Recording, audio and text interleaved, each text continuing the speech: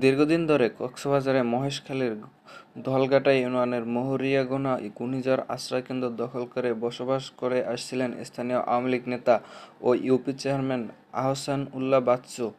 এখান থেকে নিয়ন্ত্রণ করে আশ্রয়কেন্দ্রের ভেতর দেখা যায়, যেখানে প্রত্যেকটা রুমে খাট, আলমারি ও প্রয়োজনীয় আসবাবপত্রে সজ্জিত। দেয়ালে লাগানো আছে তার দলীয় পোস্টার। মঙ্গলবার ২৭ আগস্ট ভোরে এমন অভিযোগের ভিত্তিতে আশ্রয়কেন্দ্রে অভিযান চালায় নৌবাহিনী। এ সময় তাকে হাতেনাতে আটক করে তারা। পরে বিভিন্ন রুমে অভিযান চালিয়ে একটি পিস্তল, গুলি ও দা কিরিচ উদ্ধার করা হয়। তাকে আটক করে নিয়ে আসার সময় তার সমর্থকরা নৌবাহিনীর কাছ থেকে তাকে ছিনিয়ে নেওয়ার চেষ্টা করে।